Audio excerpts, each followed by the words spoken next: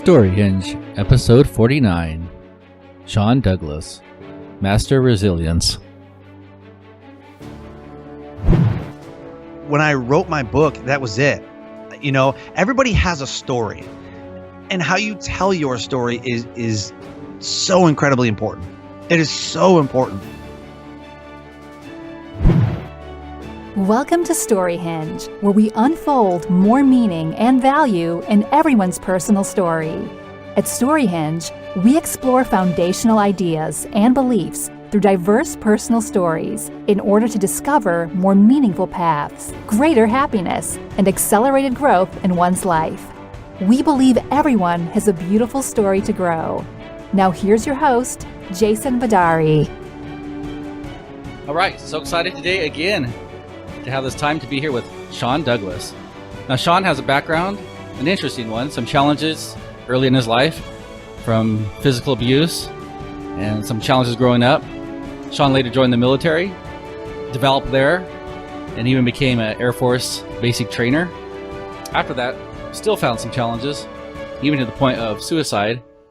But all that turned around, and we're going to hear about some of Sean's story and how that turned out. And now he's a professional speaker, a master resilience implementer, which I really want to dive into and hear what that's about. And he's also the host of an international radio show called Life Transformations Radio. Sean also has a book out there that we're going to talk about. So with all that, Sean, welcome to StoryHinge. Man, I am super excited and pumped to be here, man. Thanks for having me on. Yeah, I'm really excited as well. Every time I hear someone that, has this, kind of tough background or challenging stories in life, I want to dive into that and hear about that and really get to understand how someone goes through that and what they gain from it and how, basically so all of us can hear how we can live life better. So Sean, why don't you take us back to, maybe some of your early challenges, and we'll start there. Oh, man. So I was born and raised in Detroit, and Detroit, my grandparents are from Hamtramck. My other grandparents, are from Tennessee and Kentucky. And so I grew up, not like Beverly Hills style, born poor, raised poor, that type of thing. My mom divorced my dad because my dad went in the military. My stepdad, who came into the picture shortly after, was an alcoholic and a coke addict. Wow. And lots of domestic violence, lots of police officers at the house, lots of counseling and therapy, and so it wasn't the best environment. I would go to my dad's side of the family and feel loved and whatever, and I'd come home and just try to hide and not do anything to make him mad, and so that lasted for let's see, they got married, so 6 years. 6 years of the worst 6 years of my life. So do you have like a specific story that gives us kind of an illustration of what that life might have been like? I mean, I could specifically remember, us getting a puppy, and he was mad that, that it was something that he felt he'd have to take care of. I'm like, no, we'll take care of it, and whatever. We'll handle it, and the guy's like, get this, effing dog out of my house. Like, picks up this puppy, whatever, and literally threw it out the back door. Like, picked it up and heaved it like a shot put, like threw the dog out of the house, and then locked the door. Was like, I don't want any dogs in this house. I was like, dude, like I'm a dog lover. So, I mean, that was like the most hurtful thing I've ever seen, I remember waking up one night, my mom and him are screaming and hollering, and I mean, just going at it. And then I go out of my bedroom, and, the hallway was in the very, like, if you're looking at the house from the outside, of the very right of the house, had all the bedrooms. The left had the living room, and then into the kitchen, pretty small house. And, my bedroom was the first one he come to in the hallway. So I remember coming out of my bedroom, making a left. And as soon as I kind of made that right into the kitchen, I see my older sister, trying to pull his arms off of my mom. And he's got my mom pinned up against the wall with his hands wrapped around her throat. And she's smacking him, whatever. And my sister's trying to pull her off. My mom's trying to, get him off, whatever. And my sister goes to call 911, and he snatched the phone from my sister. And then my mom grabbed the phone and hit him in the head with it. And then I came over and tried to push him over. And, I'm in like fourth or fifth grade. But I specifically remember him hitting me so hard I flew across the kitchen, closed fist, like punched me in the face. And then I grabbed a wooden Louisville Slugger baseball bat I used to keep under my mattress just in case, because he used to come on my room and like flip me out of bed at night, because he was on a drunken rampage and start screaming at me about how I can't clean my room or how I'm the stupid child or whatever. Well, it's tough. I appreciate you sharing that. I can relate to some of that. My dad was an alcoholic as well, and although we didn't have too many incidences, but we had a couple like that, like you're kind of describing, some just scary. And as a kid, I remember I didn't understand it. It was just confusion to me. And for you, what was that like growing up in that environment? Scary. Yeah, I remember one of the scariest, and I wrote about this in my book. One of the scariest moments, because you hear your mom crying all the time. You wake up, you're like, what? Like, and you look in the bathroom and she's just sitting there crying, or she's crying in her room. And the weirdest thing was, like, he always slept on the couch, and it was always like they would never go to bed together. He slept on the couch and she slept in the bed. Like, that's how their whole marriage was, like, all the time. He had some, I don't know what they were. I do know that he had, like triple bypass surgery at like 30 something. Probably, I mean, I'm 34, so probably like my age. I got almost the same aged kids, mid 30s somewhere. He had like triple bypass surgery, and he couldn't work. I remember he had a lot of health issues and different things. And I just distinctly remember we come home from a visitation weekend from my father's house, and we walk in and it's like super quiet. There's like a lamp on in the corner, and the TV's on, and he's sitting there, smoking his Newport. And like we walk in, he just sits there. He just stares at us, smoke in his face. He just stares at us. We like walked in and was like, where's mom? And he like ashed on the ashtray. I don't know. And then kept on smoking and watching TV. And we were like, and we always thought like maybe there was something going on, like when we weren't there, because she was always different, when we came back. And we found her laying on the floor in the bedroom crying, and she was bleeding, from her face. And, it was like, dude, are you kidding me? And later on in life, as I had a family of my own or whatever, she had told me, she goes, I literally was the first time in my life that I contemplated suicide. I guess he had beat her so bad throughout the weekend, kicked her in her ribs and fractured her wrist, and and she's a medical professional. That's what she did. She was a nurse. Like, she was a phlebotomist, a nurse. She was in the medical field, and we never knew some of the things that she had gone through while we weren't there. It's insane. Yeah, it is, and I appreciate you sharing that. It's tough to, must be tough to reflect on your own. It's tough for me to hear that because that pain and that challenge of all that. A year ago, I wouldn't have been able to talk about it, but when I was writing my book, I cried a lot writing that book, especially about my childhood, and it's just, it was therapy, really. It was getting it out and telling people about it, and not bottling it all in, and feeling like, you're going to fall back into those behaviors, because I started to develop an anger problem, and I started to, I was an alcoholic, at one point in my life, and I just felt like I was going to fall back into those patterns, even though he wasn't my real dad. It's the environment that I grew up in. So how else do I know how to raise kids other than the environment that I was raised in? The only way to do that is to self-assess. How would you feel if this got done to you? Oh, wait, it did. Okay. Well, tell a little more about that. You say that going back and writing this book and telling the story was therapeutic. Describe how that was, because I think it's a fascinating thing. Then I basically encourage my audience to reflect upon your own story more, even the tough parts. Sometimes we want to kind of hide them and not think about them. And you're a perfect example of someone who's confronted those things. What did that do for you? Really looking at that story. I cried a lot. Full disclosure. Because you have to, okay, so you read it, right? And so you're typing. You're typing and you're going, and all these emotions, all these thoughts, all these are coming out of you, right? Well, part of the editing process is you going back and reading your own thoughts. And then as I'm typing, more stuff is coming. Like, why did I think, like, I forgot about that. I was so surprised that I completely forgot. I had no idea. So, as I was writing this book, I have to go back and read it. And then I read it and I'm like, oh my God, like I cannot believe that. I mean, emotions were coming up and thoughts and feelings. And it was just overwhelming to relive those moments again. It was just overwhelming. No, I could see that. I could see that very much. But where you sit now, you can look at that story now compared to where you say 2 years ago. If you looked at the story, what would be the differences there? Yeah. Again, it's tough.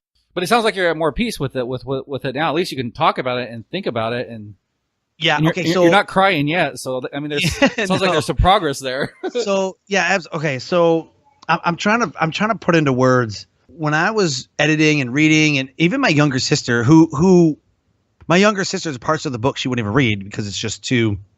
She has more of a recollection of it than I do. She was abused in different ways, and my younger sister was abused in different ways than I was abused. But I can talk about it because I closed the chapter on it. When I wrote my book, that was it. Everybody has a story, and how you tell your story is so incredibly important. It is so important for you to tell your story. I don't know how many times somebody has read my book and then emailed me and says, "Oh my gosh, I had no idea how, our lives would be similar, or I didn't know how I could connect with you and your book, but oh my gosh, it has moved me, and I had people just like, I had similar situations, and I've had people email me like, oh my God, my best friend went through this, like, oh my gosh, I can actually feel through your words like what it was like. A year ago, I wouldn't have been able to tell these stories. 2, 3, 5, 10 years ago, it would be too painful. I've realized through this process that everybody has a story, and you have the power to say that this is not how my story ends and rewrite a new chapter. Once the chapter's written, that's it. It's done and over with. There's nothing else you can do. So you make peace with it and you move on. That's good. And so after these, let's kind of move on, I guess, as well. After these early years, where did you go? It sounded like you went to the military later. Yeah. So my mom and my ex-stepdad, they got married when I was in second grade, but they got together when I was in first grade. She left him after, so I was in seventh. Yeah, we finished sixth grade. And in my lifetime, from the time I was born until the age of 18, I attended 8 different schools, and I've lived in 11 different houses. I've moved in quite a bit different places too. What do you think that did for you, or what were your kind of the takeaways on living in so many different places? I am a firm believer today. I'm a firm believer that everything happens for a reason, and everything is preparing you for where you're going to. And so we moved around so much that people have freaked out in the military. Like, I have to move. Like, I was loving it here, and I was like, all right, let's go. Like, I'd done it my whole life. I spent freshman year at one high school in one house. Actually, there was 2 houses. My freshman year, I went to one school, but lived in 2 different houses. We lived in one house, and then we moved into another house, and then we left that house, and it was just like, because it was just, I don't know, my mom couldn't pay the bills or something happened. She'd have a new guy, and we'd move into his house, and then that wouldn't work out, so we'd move back out of that house, and it was insane. But it prepared me to go in the military. So my stepdad and my ex-stepdad and my mom divorced when I was going into 7th grade. And then we stayed there, and, I finished out high school. And when I finished out high school, I graduated in 2001. I joined the military because I had zero self-esteem to where I just didn't care, like, at all about anything. At the age of 17, I graduated. So I graduated with a 1.9. I didn't go to college. I wasn't planning on going to college. I was just going to work and kind of, mess around. I had found drinking. I turned 18, July of 2001. I started drinking a little bit. My mom's thing was, well, if you're old enough to join the military, then you're old enough to drink. And as long as you drink at the house, then, you're fine. So I'm like, all right. So I'd have like 21-year-old friends, buy me alcohol. And then I would sit at the house and drink, or I'd go to my friends' houses where their parents, said the same thing. And we'd go drink over there, and a bunch of 18-year-olds getting drunk in the house, that's what I did. Found some pot and some other stuff. So I was like, whatever, dude. So I was working at Discount Tire as a warehouse manager in Port Huron, Michigan. They crashed the Twin Towers, and I was like, oh, this is my moment. Like, this is what I want to do. I found my moment. My dad was in the Air Force. Both my grandfathers are Korean War veterans. My brother-in-law was a Marine.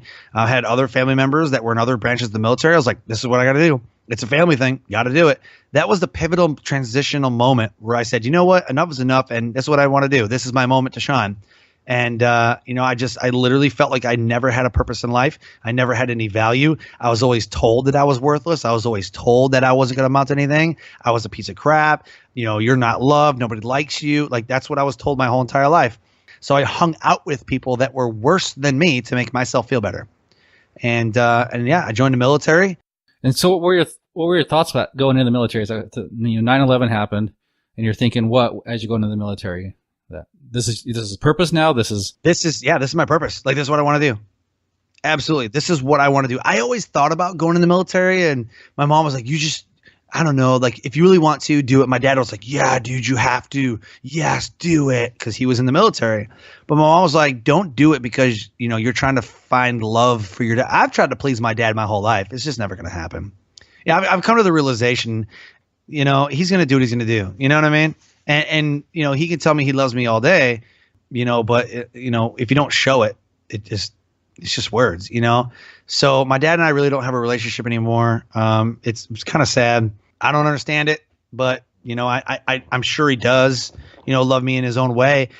Maybe that's why I did join the military. I talked about that, to many people. It was like, maybe I did. Maybe I joined the military because that's what he was doing, and I wanted him to be proud of me. But that I just went in because that everybody was patriotic at that moment, and I didn't really have a purpose in life. And my mom told me that if you want to do it, but don't do it just to please your parents. So I was like, all right, fine. So I went in, and I went to England. I was 19, found alcohol, and by 2000, and that was 2002. By 2004, I was an alcoholic. By 2006, I was a functioning alcoholic. I drank every day, all day. That's all I did. Smoke, drink. That's all I wanted to do. I would crush $200 bar tabs on like a Friday night, just because. This is why you're still in the military? This is while I'm in the military. I am crushing $200 bar tabs every Friday and every Saturday. I'm spending probably close to $500-600 a month alone on alcohol. I'm a party animal. I'm the life of the party. I'm living the dream life, the glam life, the rock star movie style life, because, I grew up poor. In 4th, 5th, and 6th grade, I shoveled snow to put groceries in the house because my mom was working 2 jobs. And the guy that she was with, my ex-stepdad, would take the money or take jewelry, took our bikes, pawned it, and then got drugs with it. So the $60, I distinctly remember coming home with $60. It's, Mom, we got to hide this. We cannot let him know. We got to buy groceries. Let's go out to dinner. Like, we cannot let him know, and like, that's the environment that we grew up in. And there's a lot of things that I didn't deal with. I was in counseling, all through my childhood, up until high school. I was in counseling, and I just didn't care. Like, I honestly did not care. And it transitioned that way into the military when I found alcohol, and it's like, oh, drinking age is 18 in England. Like, let's do this. And I found out that I could just crawl into a bottle and I don't have to care in the world. I quickly found out when I got charged. So the military's law is the Uniformed Code of Military Justice. And inside of there is a law, which is Article 112. And in 2005, I was charged and almost court-martialed for coming to work drunk, like obliterated. I didn't stop drinking all night long because I had just gone through a breakup with somebody. And I felt like my life again was meaningless and worthless, and I wanted to die. And I'm never gonna be successful. And I drank up until 2, 3 o'clock in the morning, had to be to work at 7 the next day. I didn't show up to work till 10. And when they finally was like, dude, you reek of alcohol. And they took my blood because I refused a breathalyzer. So they took my blood, and my blood 2.5 hours after I showed up to work, which would have been noon, because I showed up to work at 10. At noon was 0.06, and 0.02 leaves your body every hour. So they estimated my blood content driving through the gate at like a 0.12. So that, I mean, legally drunk, I'm driving, 0.12. Not to mention that, at 9 o'clock or whatever, when I had to wake up, or I did wake up, and come to work, I was probably even more drunk. So yeah, they estimated my blood alcohol being, 0.14 or 0.15 total when I had come to work and was driving, and it was bad. So that was my first time that I went to the military alcohol and drug dependency program. Okay. And so, so are you finding more value in the military service through this? Oh, I mean, absolutely. it sounds like okay. So you're finding something there, but sounds like there's still very much escapism. So I found, I was loving it. I mean, what screwed me over though was that I came from overseas to the stateside, and anybody who's served in the military knows that the camaraderie is 1,000% different overseas to stateside. Stateside, nobody cares. They're like, whatever, it's a job, whatever. When you're overseas and you're stationed overseas, and you're constantly in and out of the desert, and you're on a high ops tempo, whatever, like that's your brothers and sisters. I mean, that's who you hang out with. That's your family. When you go stateside, everybody's from here, so they have their wives and their kids and their families and their cliques and their friends and their, what. Overseas, all you have is your military brothers and sisters. So it's a tight knit group. When you come stateside, you don't have that. And I missed the camaraderie. We are pack animals. We long to belong. And when we don't have that, everything changes. The dynamics, the value and self-worth changes. And and that's exactly what happened to me. So 2006, so I self-referred, quote, self-referred before the commander could do it. I self-referred at the behest of my first sergeant and leadership to go to ADAP, and I did. So I went to ADAP, and they said, okay, you're going to be better, and we're going to put you and you're going to work with security forces, which is the military police. I am an aircraft mechanic, so I'm going to work with the police for a while just to see what other DUI people deal with, and all that stuff. So 4 months later, my old supervisor got a new job, and then put in orders for me to go work for them, which was great because the place that I was working at advocated for alcohol and parties, and we're all going to get drunk this weekend, and which they knew the environment was not good. So that was just the type of unit that I was in. Let's get drunk and have fun. But I took it too far. So I got this other job, and I started thriving. Right, I started thriving, and then I met my wife. And so I'm in Utah now. I left England, went to Idaho, and then I went to Utah. And in Utah, I met my wife. And I knew that we were going to get married. I knew that that's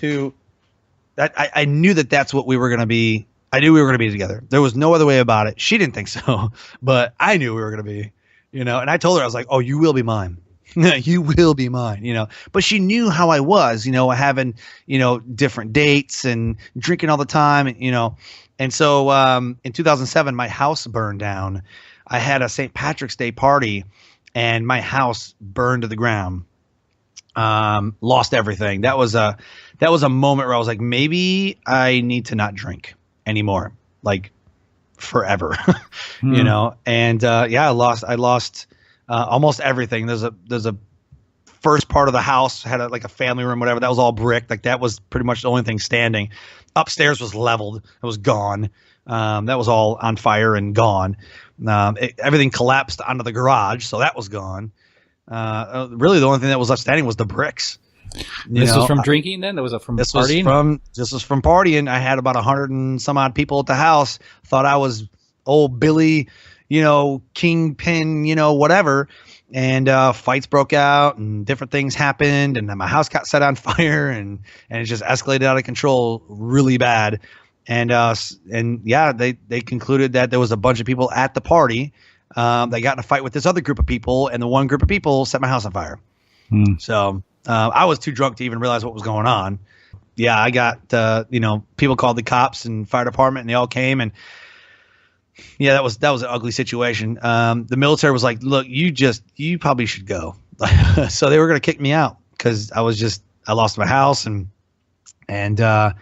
so my wife, who is now my wife, who wasn't at the time, called me and said, hey, you should come with me and we'll get you straight. And, you just need to get away from all those people. Cause again, I hung out with alcoholics and I hung out with druggy people and I hung out with people who were less than me because I wanted to feel good about myself. So surrounding myself with people that were less than me made me feel good because I was like, well, I feel pretty good about my life because your life's crazy.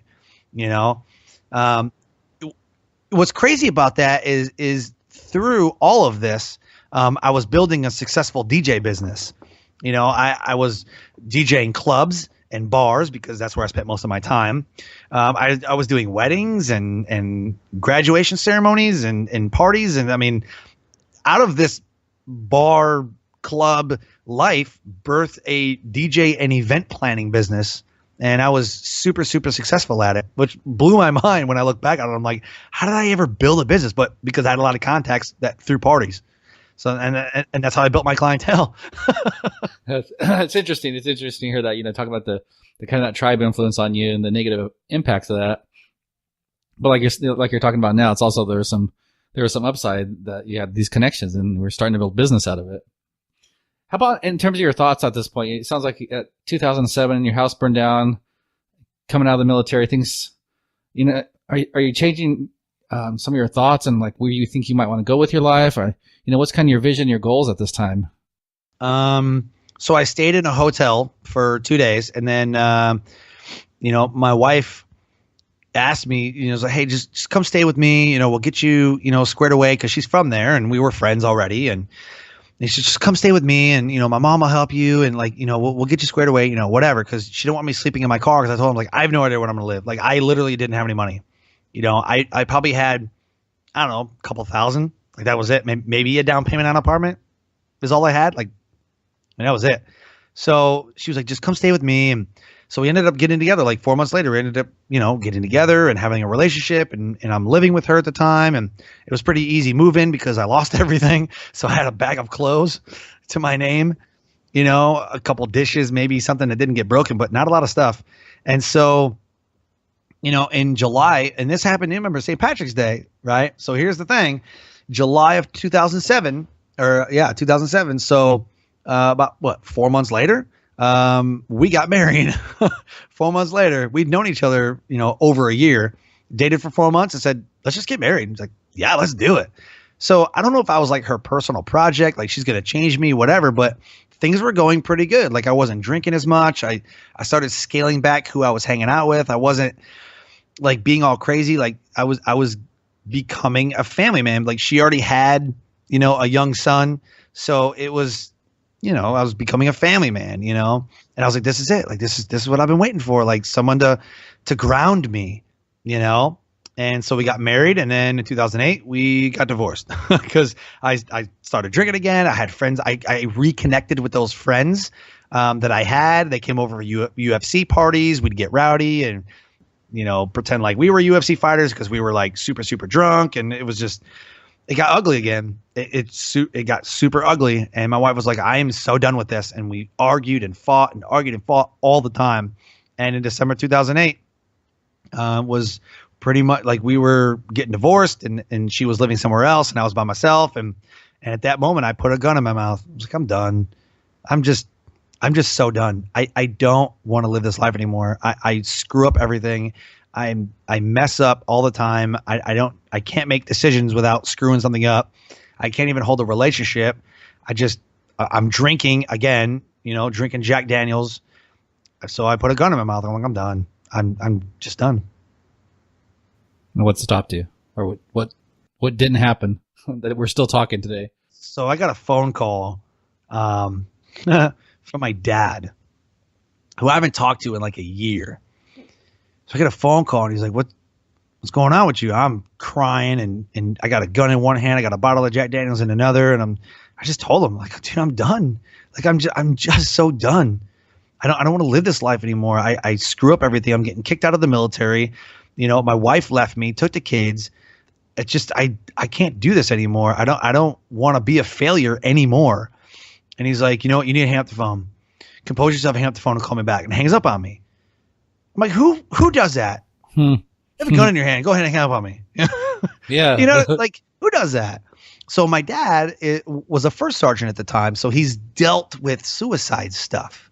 You know, that's what the first sergeants do. You know, the first sergeants are the guys who work for the commander who bail people out of jail, and they get them, you know, they get them help for alcoholism and drug problems, and, you know, they're their shoulder to cry on. So, I mean, that's what he did. So I call him back and I'm like, I can't do this anymore. I don't know what to do. I'm so lost. I just want to come home. I don't know what to do.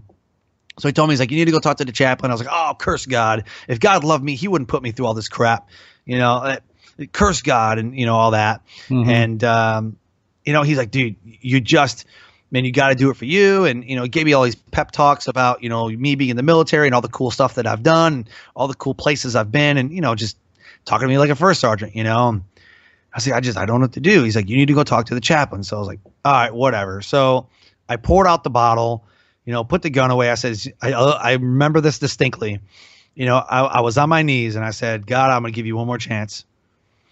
That's it. I'm giving you one more chance. And if it fails, and if you fail me, then I'm done. I will take my life. Like I cannot endure anymore. I'm just so emotionally and physically drained. I just can't. I don't have the energy anymore.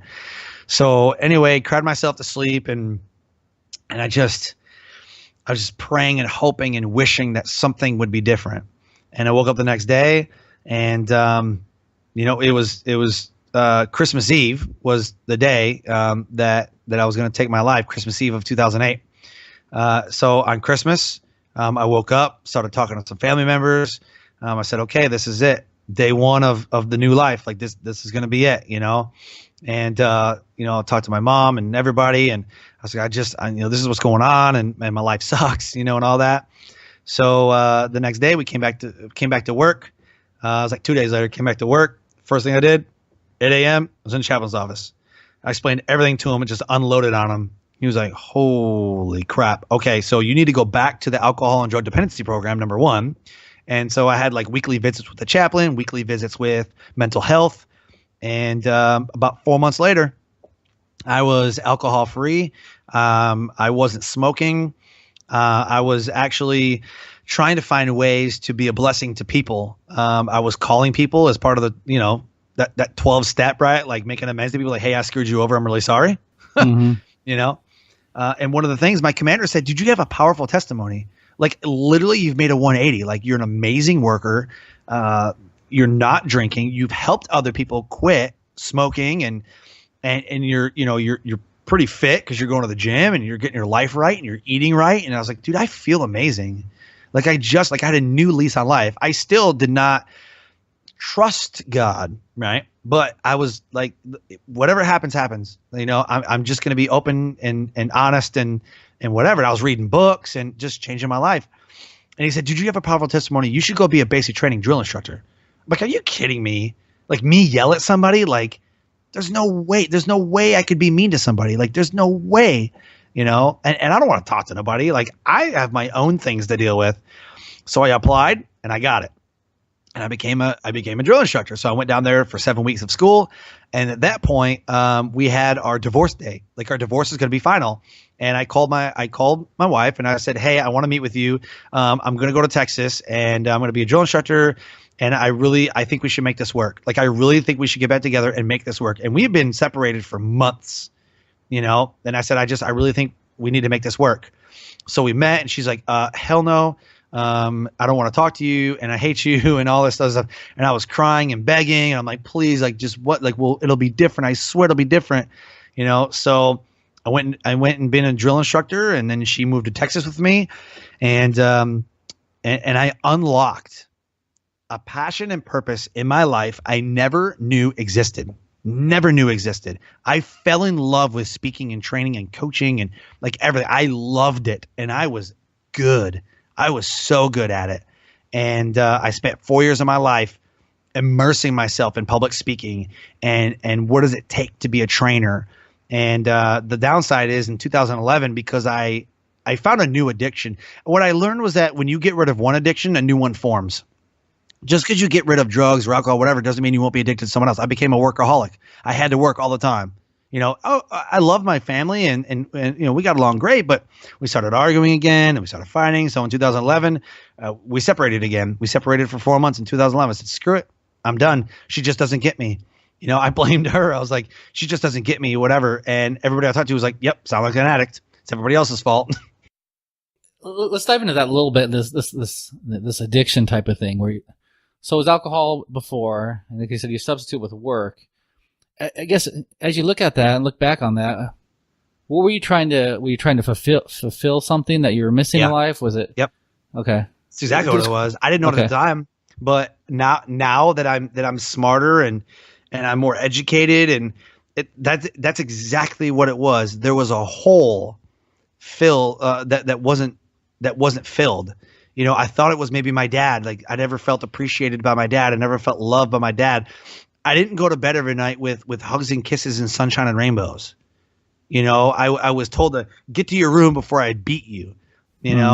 Sit at the table for 2 hours and eat, because you didn't want to eat your food. You get there for 2 hours until it's stone cold, and then I'm going to force feed it down your throat. Like, that's what I grew up with. I grew up with, my own paddle that hung on a wall. I hung on a nail in the kitchen, and if we were bad, we had our own paddles that we got swatted with, or we got leather belts, like it wasn't loving. So I think that in 2008 too, one of the things that I just thought about just now, I started becoming that way too. Like, I would scream at my stepson, I would scream at him and whatever, and I'd look at myself and go, holy crap, I sounded just like him. And that's when really the alcohol really started medicating my pain, really started medicating. I feel right now today, I feel like I did, when I was a kid, because I feel like my life is destined for greatness. I will invent the light bulb or the car or the iPhone or internet. Like, I feel like there's some point in my life where I will invent something or do something to change humanity. I just feel like I'm destined for that. I don't know what it is, but it will happen. I just feel like it will. And what do you think that comes from? Because as you're describing what you were at, 2007, 2008, this on the verge of taking your own life. Obviously, you weren't feeling that then. No, I was. That's the thing. You were. Okay. Every day of my life, from the time that I was a kid to this very second that I'm talking to you, I feel like a part of me is missing. Like I have some kind of thing that I need to do, like some dare to be great moment. Like, I need to go to the moon, or I need to find a new planet because Earth is dying. Like, something huge. Like, I've always felt like I'm Thomas Edison inventing the light bulb and change humanity forever. I just know in my heart that that's what I'm destined to do. And however God uses me to do that is how he's going to use me to do that. So in 2009, I'm sitting here, I'm like, man, this is it. I found it. I found my passion. Like, I found my purpose. I'm supposed to be a public speaker. Maybe I'm supposed to be a preacher. I don't know. Maybe I'm supposed to be like on a TED stage, or I'm supposed to be like Les Brown and Gary Vaynerchuk and Zig Ziglar and all these great speakers. Like, maybe that's what I'm supposed to do. I don't know what I'm supposed to do, but maybe it's, I don't know, President of the United States. Like, I don't know what it is. And so I'm always chasing that. Like, what is this amazing thing that I can do today? Do I start a movement? Do I start a revolution? Like, what am I doing? And so after those 4 years in 2013, we went from Texas to North Carolina, and I found the resilience program. I became a resilience trainer for the military, and I've taken what I've learned and molded it to build my own business. So this will be the third business that I've built while on active duty military orders.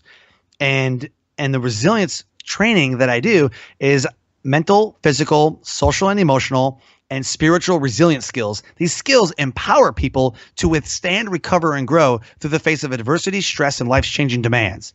I teach 11 skill sets to various individuals at conferences and events or whatever that will empower people to live epic lives, to really elevate their life to an HNL. HNL is whole nother level. It's Southern. Whole nother level.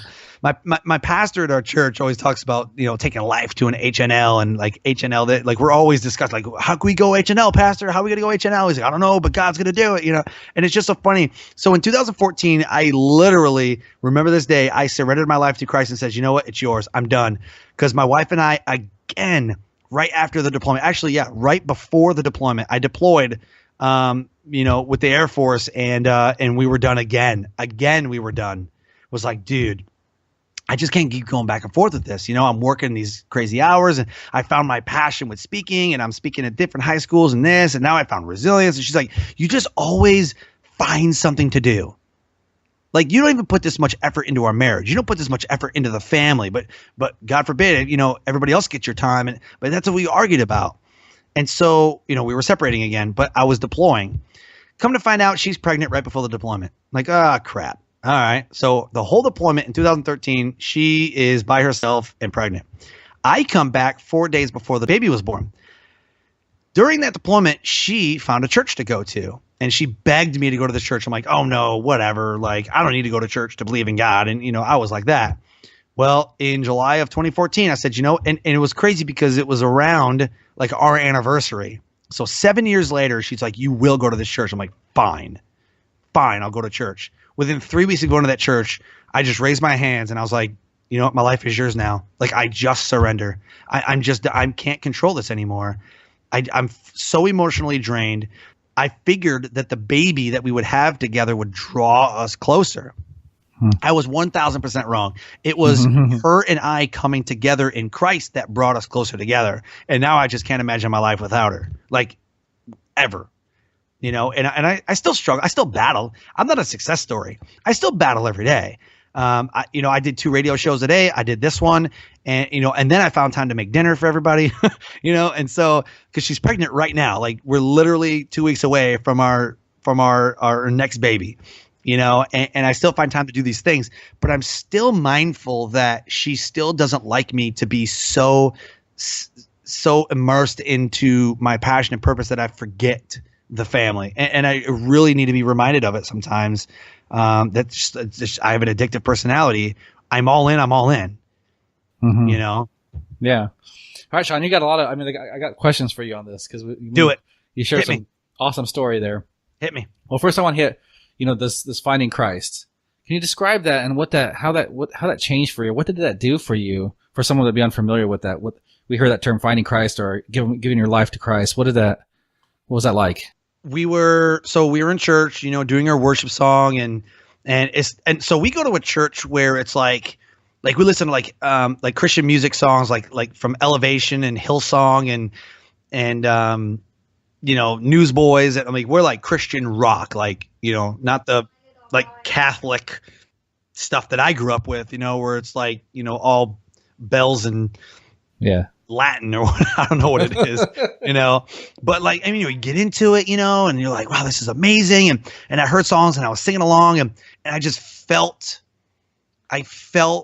like pressure go away, like tightness in your chest and tightness in your body. I just felt everything just fall away. And I was like, I don't do this anymore. I don't want to do this on my own, and we were listening to one of our songs. I can't remember the title of it, but it talks about, I need you, oh God, I need you every day of my life. You know what I mean? And so we're singing this song and I just looked up and says, I need you. I can't do this alone. I need you. And I felt super, super hot, super warm. And I felt pressure go away. And I left that service the happiest I had ever been in my life. Like any moment, even when we got married, even when we had a baby, like whatever. And I just felt like I'm at peace. I just feel at peace, Yeah. I know exactly what you're talking about. I've had those type of experiences myself and through my journey. So I appreciate you sharing that. That's wonderful. Absolutely. I guess another thing, kind of hearing your story, and this is something I sometimes think about myself, is you talked about, that growing up, you didn't have, I guess I would say a lot of it, from what you described, a lot of examples of father figures and what it means to be a man, what it means to be a father. How did you, or how have you kind of put that together to figure out what kind of man, what kind of husband, what kind of father you want to be? Now you might make me kind of tear up a little bit. So the only man that I've ever really, well, there was two. So my mom's dad, my grandfather, he was a devout Catholic. I mean, the guy was, I mean, he's in church on Wednesdays and on Saturdays and on Sundays. And, you know, he's part of the Christian Brotherhood, which is called the Knights of Columbus. So he was in that organization. And then he got me in that organization as a young kid to try to, like, you know, submit me to you know, to Jesus. And, you know, it was like, you need Jesus, you know. But it was a great youth organization, and it really, so when I was 18, my mom told me when I joined the military, she goes, I'm so glad that you joined, you know, the organization, and that we had, you know, my grandfather and other people around me, because I would have been either dead or in jail by 18. My mom always told me, she goes, you're gonna be dead or in jail by the time you're 18. Like, you're just that guy. All right, well, thanks. Yeah. You know? But so I have my one uncle. I mean, I have two awesome uncles on my dad's side, and I mean, really my grandfather too. Like, the males on my dad's side are completely amazing. My uncle and my aunt basically raised us for the younger part of my childhood, and every visitation weekend we go with my dad, we would go stay with them, or we stay at my grandparents' house. We'd always like stay the night at somebody else's, you know, house, like the first night or second night, or, you know, whatever. So that was great. But really, my grandfather, my mom's dad, was just so instrumental in my upbringing. I mean, my mom would call him and be like, you need to talk to him. And he'd be like, what are you doing? And he'd have these heart to hearts. And, you know, I would go to his house. My mom would just drop me off at his house, and we would just sit there for hours just talking things out. And he was telling me, you got to be like this, and you got to be like this, and, you know, whatever. And when I joined the military, he asked me, he says, what's the highest rank that you can achieve in the Air Force? I said, it's a chief. And he's like, oh, that's perfect. Because he used to call me chief when I was like 4 or 5 years old, because I never wanted to get a haircut. So he tied a bandana around me and called me chief, like an Indian. And so, I was just always chief. Well, every day I talked to him, like, no matter what we were doing, whenever I would call him, he's like, hey, chief, how's it going? Because he knew that if he spoke life into me, eventually, you know, I would get it. You know, and in 2013, right before I deployed, he died 2 weeks before my deployment. It was by far the hardest deployment I'd ever been on, because he died. My wife and I were splitting up. She was pregnant. I was such at a loss. I had no one to turn to. You know, I talked to my other grandfather, and I talked to my other uncles, and, you know, I was like, what do I do? And, you know, I was tough. That was a hard deployment. So it sounds like you saw those father figures, and you learned from those ones that were around. I tried. And kind of pulled that from. Yeah. I find some of that similar story as well. You also talked about counseling through your youth and stuff, and like, what did that do for you? Did it help you along the way somewhat, or did you find much value in that? I was just curious on what that did for you. So Sharon was amazing. I don't know her last name, I just remember her name being Sharon. I saw her from third or fourth grade on to my sophomore year of high school. Like every Wednesday. It was crazy. It was like every other Wednesday or every Wednesday, whatever. And she was a psychotherapist. I remember that. She was a psychotherapist, and she talked to me about my ADHD and how I was a troublesome kid and how my parents and this or whatever, you know. And she was the most non-judgmental person ever. Like, I would talk to my aunt and she would, oh, your mom wouldn't do that. Or I would talk to my grandmother and say, oh, well, that's not true. Like, she never trivialized anything. I felt like it was one of those times where I was like, I have a lot to say. Like, let me in this office, you know? And there was other times where I was super mad and super upset. I just don't want to talk to nobody. Like, I literally sat there for 30 minutes, just like the Robin Williams and Matt Damon movie. But yeah, I sat there and just stared at her. Like, I'm not talking to you today. Like, I'm so done today. She's like, all right. And then eventually, you know, we'd break the ice, and, you know, but for 40 minutes, you know, every other Wednesday or every Wednesday, whatever it was, you know, we would go there. And my mom knew that I needed counseling because of what was going on and the abuse, and at least she knew that part. But yeah, that was the one thing that I could just unload, because I don't know what I would do if I didn't have someone to unload on, and not carry things around with. Probably be a lot far worse off. Yeah, and I can imagine that. Your story is fascinating, and where you were younger, and kind of think about where you could have gone with that kind of background to where you're at today. And I guess as you look at that and look at your own story, what are some of your big takeaways, or some of your advice for someone out there that's, maybe kind of a little more lost maybe and trying to figure things out? So I have a couple of different things that I talk about when I go and speak on stages. The one thing that I always say is that you are free to make any choice that you want, but you're not free from the physical and emotional consequences your choices give. So if you're a parent and you are getting abused, leave. Just leave. Like, it's totally not worth it. I'm telling you, it's not worth it. Just leave. Kids, don't end up like your parents. Like, I could have, been abusive. I could have, but it's the self-assessment that keeps us from following in the footsteps. Do I really want to carry on that like, is that the legacy that I want to leave? The number one thing that I can tell, like, if I could give anybody any knowledge right here, it's 4 words. These 4 simple words I think about every day. Inward focus, outward energy.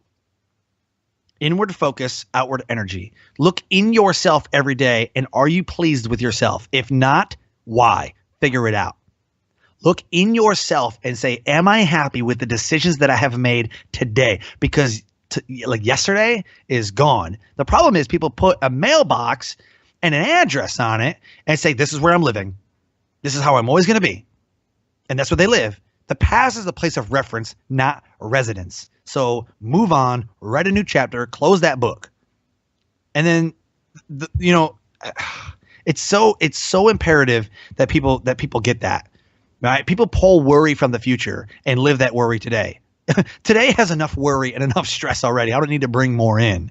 But self-assessment is probably the most valuable tool that we can have ever. If you are evaluating yourself every day, right? So I'm doing a Facebook Live gratitude challenge for the next 66 days. And what I do is 2 blessings, what I'm thankful for. And the 3rd blessing is how I've blessed somebody. When I developed, because growing up Catholic, I didn't have a relationship. Like, it wasn't like, oh, Jesus, I love you. Like, I was forced to believe. And so I never had a relationship. Now, complete 100,000% relationship. I want to be I want my life to hold meaning. That's my mission. My mission is to ensure that my life not only holds meaning for my wife and kids and I bring them up right, but that I can inspire and transform everyone that I meet. Because you never know what people are struggling with, and you never know the baggage that they're carrying around. Everybody has a story. Not everybody has the courage to tell their story. So they meet people like me, and they're like, oh my gosh, like, dude, you have a powerful testimony, dude. Like, you need to go tell your story. And they say, oh no, I can't do that. I'm like, you absolutely can. I was right where you were. I identify with people that I meet all the time, and they identify with me. You never know who you're going to meet. I never knew I was going to meet you, and here we are. We're connected. Yeah, it's powerful. Our own stories are powerful, and to hear other people's stories is powerful as well. Absolutely. And I took charge of my life. I do want to hear something more about your resilience. Let's do it. And I'll be quick. Maybe a tip or two. A tip or two on what it means to be resilient, and how we go about that. Absolutely. So again, the definition of resilience is your ability to withstand, recover, and grow through life's changing demands, life's stress, and overcoming obstacles and adversity. It's in a nutshell, your ability to bounce back. That's what everybody says, your ability to bounce back. That's only one piece. It's withstanding the storm, overcoming, and growing from it. You don't want to just go through a storm. There's learning opportunities in every adversity and obstacle that you overcome. It's growing from those moments, because if we're not learning, we're not growing, and if we're not growing, we're dying. And that's why I read a lot of books. I consume content online and wherever I can. And your ability to become resilient is a learned behavior. Absolutely 1,000% learned behavior. The research behind that in resilience is fact-based, positive psychology research. There's a great research on resilience called the London cab driver research. It takes 1 to 3 years for London cab drivers to learn every road in London where they don't need a GPS. They can just do it. They know the quickest routes. They have to learn these routes. And so 1 to 3 years is what it takes. They MRI'd their brains and found out that the frontal cortex, the front lobe in their brain where the GPS located, was significantly larger than everybody else's that is not a London cab driver. They took 20 random people in random jobs and MRI'd their brains, and each of their brain was larger in the area that they use the most, right? So a lawyer, doctor, a cashier, a manufacturer, electrician, whatever part of their brain uses was always significantly larger, and not the GPS. But the London cab drivers only had that GPS area, that frontal lobe, significantly larger. And what they found out that everything in life is a learned behavior. Racism, hate, love, evil, all learned behaviors, products of people's environment. Everybody always has this thing. It's so irritating. Everybody has this thing where they say, I'm not a product of my environment. Yeah, you absolutely are. Whether you want to believe it or not, you are absolutely 100% a product of your environment. I'm a product of circumstances. No, I'm not a product of environment and circumstances. You are a product of. But you have the power to change that through decisions and resilience. I have skills that somebody who is rich in Beverly Hills will never have, because I had to go hungry as a kid. I had to watch my mom beat up as a kid. I would have been deployed to the desert, been shot at. People in Beverly Hills who are rich, who that's all they know, never will know what I feel. I will never know what they feel. So everything that we do, people who have survival skills, people who have this strength is all a learned behavior. And you ultimately become a product of your environment or your circumstances or the decisions that you have made. I've made decisions from 2014 on to be the best possible person I can. I made that decision. And so I learned the resilient skills like interpersonal problem solving, emotional intelligence, mindfulness. I learned spiritual resilience. Spiritual resilience is your ability to strengthen your set of beliefs, principles, and values that you already have. The mental resilience comes where you overcome those unbalanced thoughts. Everybody has an unbalanced thought. We have between 30,000 and 50,000 thoughts a day. Most of those thoughts are negative. Your brain is wired for security. Your brain is wired for survivability. Your brain would love for you to veg out on the couch and eat Doritos, or naked in a beanbag chair eating Cheetos every day. It would love to do that. It's called your fight or flight response. I always had a flight response. I see confrontation. I'm like, oh God, no, I don't want to, no. I wasn't not courageous. I just didn't like confrontation, because confrontation in my world meant I get beat up by my ex-stepdad. That's what I carried on. Learned behaviors.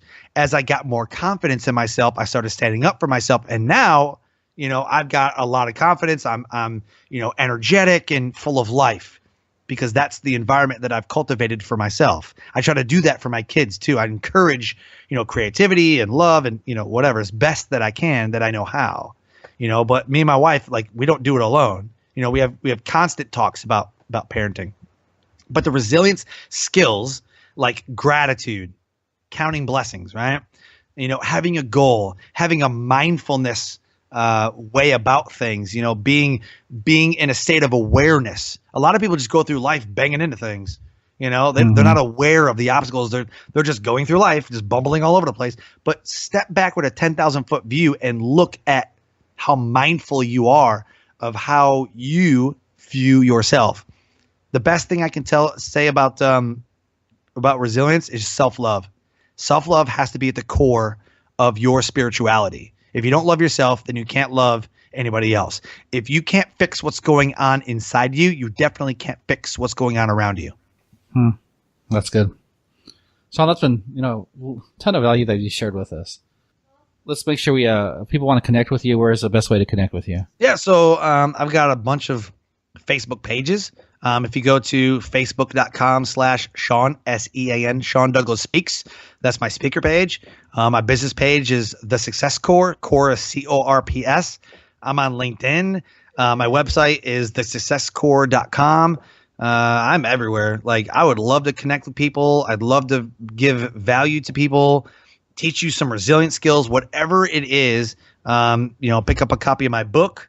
It's The Power to Overcome Self-Defeating Behaviors. And let's do this, man. Let's connect. Let's live life together. When you live life in the front row instead of checked out in the back, you live a way better. You live a way better life.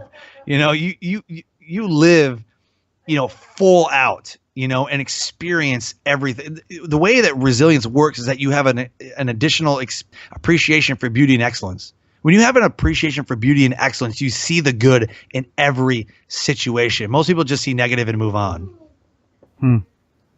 That's awesome. That's awesome. I can hear, I can feel your energy and your excitement. And I guess let's close with what the future might be for Sean and your work, and where are you going? Yeah, so I retired from the Air Force because I'm active duty Air Force right now. I retired from the Air Force in November of 2021, and I'm rolling right into full-time speaking, training, coaching, author, living life, traveling, whatever it is that I'm going to be doing. I'm doing it 100% with my family, at my side. And so, I speak at conferences. I speak at high schools, churches. If you need a speaker, I'm the guy. Like, I'm everywhere.